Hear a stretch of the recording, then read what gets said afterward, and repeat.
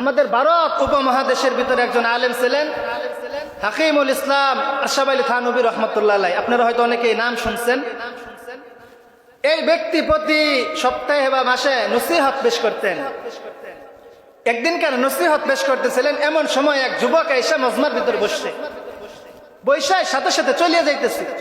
তখন নিজে দেখেন আমি আজকে আপনাদের মাঝে আলোচনা করতেছি, সাথে অনেকে লোক আছে না, বলতেছে যে অমুক উস্তাদ জিবা খাদেম বা আপনার মজমার ভিতরে একজন মেহমান আসছিল, চলিয়া যাইতেছে। বলে কিসের জন্য আসছিল, কিসের জন্য চলিয়া যায়?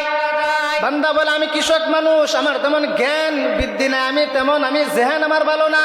বলে কিসের জন্য আসছিলে? বলে আমি কৃষক মানুষ, সমাজের ভিতরে কৃষি কাজ করে খাই, কিন্তু আমার মনের ভিতরে এই ধারণা সৃষ্টি হয়েছে আমারও পিতা ছিল, আমারও মাতা ছিল, আমারও দাদা ছিল, দাদি ছিল, তারা যেমনি ভাবে কবরস্থ হয়েছে আমাকে ওই কবরে যাইতে হবে।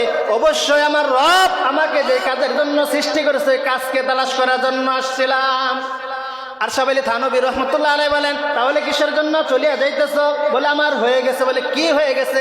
60-70 বছর 50 বছর ধরে মানুষগুলো পড়ে রয়েছে, তাদের হয় নাই, কিন্তু অল্প সময়ের ভিতরে তুমি কি করেছো যে কাজের জন্য হয়ে গেছে?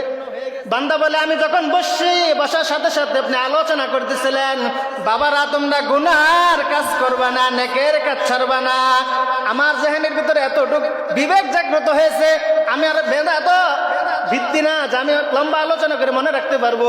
আমি এই দুই কথার উপর আমল করব মৃত্যু পর্যন্ত, যতটুকু পারি নেকের কাজ করব, গুনার কাজ করব না। যখন আশরাফ আলী থানভী রহমতুল্লাহ আলাইহি ঘটনা শুনলেন, তখন তার মনের ভিতরে এই জিনিস খুব জাগ্রত হয়েছে। ঠিকই একটা মানুষ যদি গুনাহ পরিহার করে, গুনাহ না করে আর নেকের কাজ করতে থাকে, তাহলে আমরা আশাবাদী যে আল্লাহ তাআলা ওই বান্দাকে জান্নাতের দিকে অগ্রসর করতেছেন। সুবহানাল্লাহ। তার নিশ্চয় যে রাস্তা